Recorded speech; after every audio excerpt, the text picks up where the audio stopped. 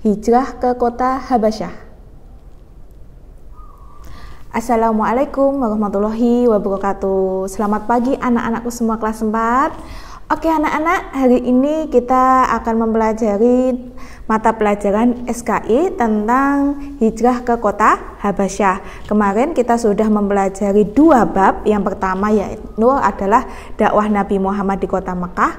Yang kedua adalah sifat mulia Nabi Muhammad. Lalu yang ketiga, kita masuk bab ketiga kali ini, yakni adalah hijrah ke kota Habasyah. Jadi kalian siapkan buku paket kalian untuk kita sama-sama mempelajari hijrah ke kota Habasyah, yakni halaman 43 ya nak. Halaman 43. Kalian bisa buka buku kalian masing-masing. Oke anak-anak, kita mengawalinya dengan pengertian hijrah. Hijrah itu apa toh? Hijrah itu adalah berpindah tempat dari tempat yang tidak aman ke tempat yang lebih aman. Itu namanya adalah hijrah ya nak. Jadi pengertian dari hijrah sendiri itu adalah berpindah tempat dari suatu tempat yang tidak aman atau kurang aman ke tempat yang lebih aman. Nah, itu adalah pengertian dari hijrah itu tersendiri. Lalu kita mencoba memahami atau mengenal tentang kota Habasyah. Nah, ternyata kota Habasyah itu juga dikenal sebagai kota Abesina atau Ethiopia. Kalau zaman dulu itu yakni adalah kota Abesina atau Habasyah. Kalau sekarang yakni adalah negara Ethiopia. Nah, berada di mana? Di benua Afrika Timur. Itu adalah tempat kota Habasyah. Nah, ternyata pada saat itu kota Habasyah itu terdapat seseorang pemimpin yang terkenal yang sangat baik hati, sangat bijaksana, sangat adil, bahkan taat pada ajaran agama yang dianutnya, menjamin keselamatan seluruh penduduk di kota Habasyah. Nah, siapakah itu? Yakni adalah disebut sebagai Raja Najasyi, ya nak ya. Jadi pemimpin kota Habasyah pada saat itu yang terkenal begitu mulianya beliau itu yakni disebut sebagai Raja Najasyi atau As-Sama ibnu Abjar ya. As-Sama ibnu Abjar atau disebut sebagai Raja Najasyi, itu sama saja. Nah, di sini yang melatar belakangi sebenarnya yang hijrah ke kota Habasyah itu bukan Nabi Muhammad ya nak ya. Jadi yang hijrah ke kota Habasyah itu adalah para sahabat Nabi Muhammad. Jadi di situ yang melatar belakangi atau yang menyebabkan kenapa toh Nabi Muhammad menyuruh para sahabatnya untuk hijrah ke kota Habasyah. Nah, yang melatar belakangi yakni adalah banyaknya siksaan dari kaum kafir Quraisy terhadap kaum muslimin yang ditunjukkan pada penduduk Mekah yang mengikuti ajarannya Nabi Muhammad. Jadi banyak sekali dari kaum kafir Quraisy itu menyiksa atau menganiaya kaum muslimin atau penduduk kota Mekah yang menganut ajaran agama Islam, yang mengikuti ajaran-ajarannya Nabi Muhammad. Kenapa? Karena mereka tidak terima atas ajarannya Nabi Muhammad. Nah, yang melatar belakangi sebenarnya itu untuk hijrah ke kota Habasyah. Jadi pada saat itu Nabi Muhammad menyuruhlah para sahabatnya untuk hijrah ke kota Habasyah. Kenapa? Karena memang Nabi Muhammad melihat kota yang paling aman pada saat itu yakni adalah kota Habasyah. Nah, adapun perintahnya Rasulullah kepada para sahabat, kalian bisa lihat di situ. Untuk ketika pada saat Nabi Muhammad melihat kekejaman kaum kafir Quraisy, Nabi Muhammad telah bersabda, tertulis dalam kitab Fathul Bahri, yang bahwasanya yang berbunyi, sesungguhnya di negeri Habasyah terdapat seorang raja yang tak seorang pun dizolimi di sisinya. Pergilah ke negerinya hingga Allah membukakan jalan keluar bagi kalian dan menyelesaikan atas peristiwa yang menimpa kalian. Nah, itu adalah perintahnya Nabi Muhammad kepada siapa? Kepada para sahabatnya Nabi Muhammad. Jadi yang hijrah ke kota Habasyah bukan Nabi Muhammad, melainkan para sahabatnya Nabi Muhammad. Oke anak-anak, kita sudah mengenal hijrah dan kota Habasyah. Dan yang melatar belakangi hijrahnya para sahabat ke kota Habasyah. Nah, hijrah ke kota Habasyah ternyata ada dua cara atau dua jalur ya nak ya, yakni hijrah Habasyah yang pertama. Jadi memang hijrah Habasyah itu ada dua, yang pertama hijrah Habasyah pertama dan hijrah Habasyah yang kedua.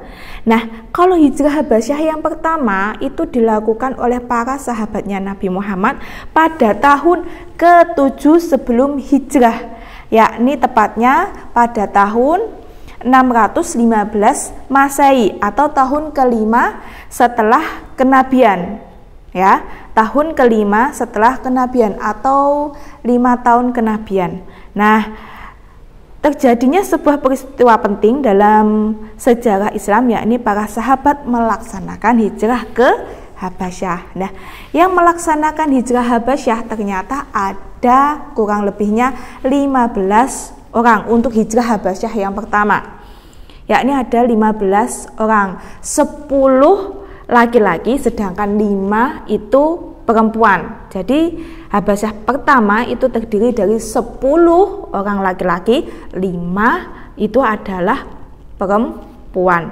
Nah, hijrah Habasyah pertama itu dipimpin oleh Utsman bin Affan. Jadi rombongan tersebut dipimpin oleh Utsman bin Affan. Mereka ketika menuju ke Habasyah, mereka bersembunyi-sembunyi, mengendap-endap, mereka menuju ke sebuah pelabuhan. Ceritanya seperti itu. Jadi menuju ke sebuah pelabuhan, bertemulah di sebuah pelabuhan tersebut, yakni adalah pelabuhan Syahibah ya nak ya. Jadi mereka bertemu bukan dari satu rombongan langsung ke pelabuhan, tidak, tapi mereka menuju langsung bertemunya, berkumpulnya di pelabuhan Syahibah. Mereka melewati Laut Merah dan sampailah ke kota Habasyah. Nah, ketika pada saat di kota Habasyah, kaum muslimin itu diterima dengan senang hati, dengan baik sekali oleh penduduk kota Habasyah. Mereka senang ketika pada saat kedatangan kaum muslimin pada saat itu di kota Habasyah. Jadi tidak ada siksaan, tidak ada kekerasan ataupun ancaman dan lain sebagainya. Nah, hanya saja kendala yang dialami oleh kaum muslimin pada saat di kota Habasyah, yakni kesulitannya mereka berkomunikasi dengan penduduk Habasyah. Kenapa? Karena bahasa mereka sudah berbeda. Jadi memang sedikit kesulitan. Walaupun seperti itu, mereka tetap senang karena mereka merasa aman, damai ketika berada di kota Habasyah. Nah, lalu kurang lebih 2-3 bulan karena mereka sangat betah ya di kota Habasyah, tetapi pada saat itu sekitar 2-3 bulan mereka itu rindu akan kampung halaman atau rindu akan kota Mekah, karena mereka sempat terdengar bahwasanya kota Mekah itu sudah dikuasai oleh kaum muslimin. Nah, ternyata pada saat mereka pulang atau kembali ke kota Mekah, akhirnya karena mereka mendapatkan kabar bahwasanya kota Mekah itu sudah dikuasai oleh kaum muslimin, mereka mencoba untuk kembali ke kota Mekah. Nah, pada saat kembali ke kota Mekah, ternyata mereka dibohongi oleh kabar tersebut. Jadi kabar tersebut itu bohong kalau mengatakan kota Mekah itu dikuasai oleh kaum muslimin. Jadi pada saat ketika mereka pulang kampung atau ketika mereka pulang ke kota Mekah, mereka itu melihat kejadian yang sebenarnya, bahwasanya kota Mekah itu masih belum dikuasai oleh kaum muslimin. Masih banyak penyiksaan kaum kafir Quraisy terhadap kaum muslimin. Nah, sehingga pada saat mereka datang ke kota Mekah, mereka sampai mengendap-endap bahkan bersembunyi-sembunyi agar mereka tidak ketahuan oleh kaum kafir Quraisy. Nah, setelah itu karena memang kondisi keadaannya Mekah itu sangat kacau dengan banyaknya penyiksaan, akhirnya kaum muslimin memutuskan untuk hijrah lagi ke kota Habasyah. Nah, mulailah di situ hijrah Habasyah yang kedua, ya nak. Yang tadi hijrah Habasyah yang pertama yang diikuti 10 orang laki-laki, 5 orang perempuan. Nah, sekarang karena memang melihat keadaan kota Mekah itu yang sangat kacau balau, maka mereka memutuskan untuk hijrah lagi ke kota Habasyah, yakni hijrah Habasyah yang kedua. Nah, hijrah Habasyah yang kedua itu diikuti oleh 101 orang. Jumlahnya ya, 101 orang. 83 dari kaum laki-laki, sedangkan 18 itu dari kaum perempuan. Ya, kalau hijrah Habasyah yang kedua itu berjumlah 101 yang terdiri 83 laki-laki dan 18 dari kaum perempuan. Nah, kalau yang pertama, hijrah Habasyah yang pertama itu dipimpin oleh Utsman bin Affan rombongannya. Kalau hijrah Habasyah yang kedua, rombongan yang kedua ini dipimpin oleh Ja'far bin Abu Thalib. Jadi yang memimpin rombongan hijrah Habasyah yang kedua yakni adalah Ja'far bin Abu Thalib. Sehingga mereka lah menuju ke kota Habasyah.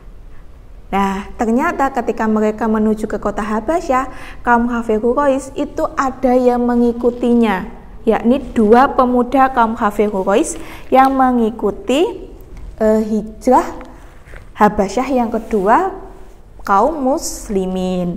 Siapa Bu 2 pemuda kaum kafir Quraisy yang mengikuti? Yakni adalah Amru bin As dan Abdullah bin Abu Rabi'ah.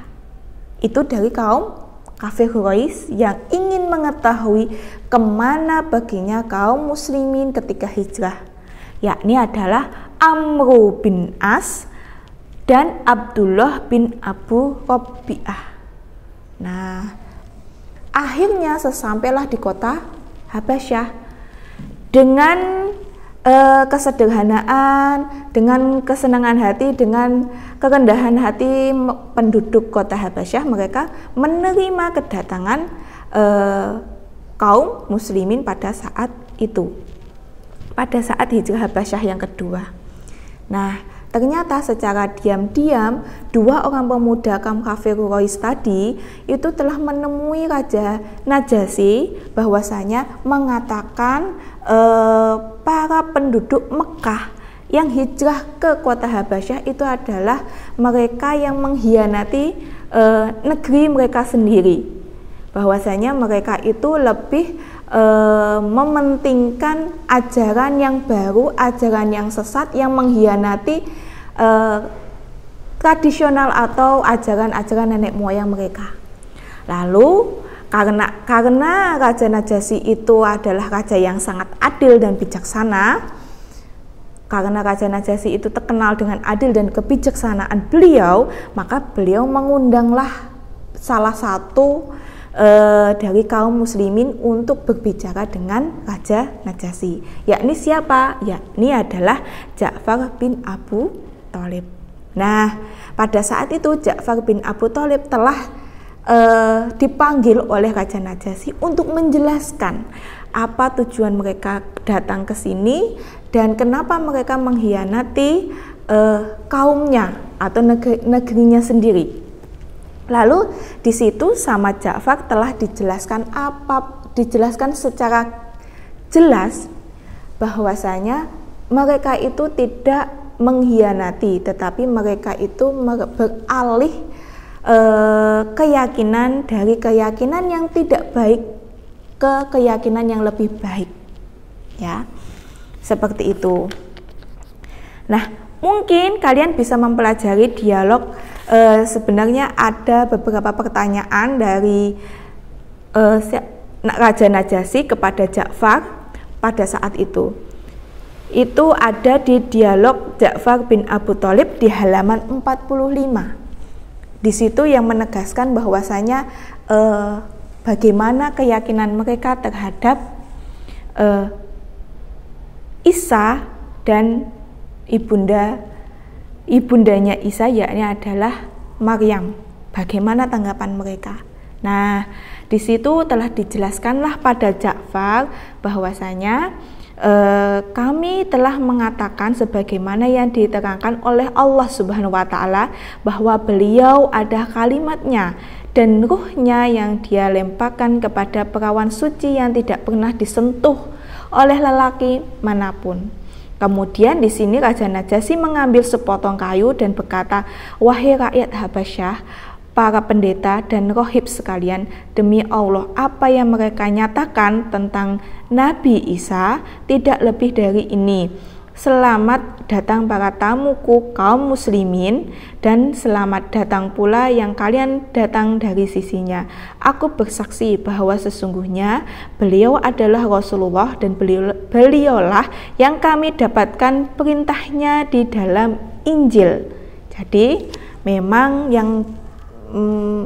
dulu kitab Injil yang asli, di situ telah disebutkan bahwasanya nanti akan ada nabi terakhir, yakni adalah Nabi Muhammad, dan beliau Rasul yang disebutkan sebagai kabar gembira oleh Isa dan Maryam. Jadi dulu itu sudah dijelaskan oleh Nabi Isa bahwasanya akan ada nabi yang akan membawa kabar gembira.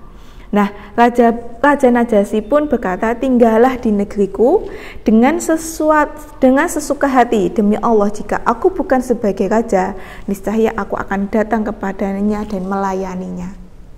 Nah, seperti itu tanggapan Raja Najasyi ketika mendatangkan Ja'far pada saat itu.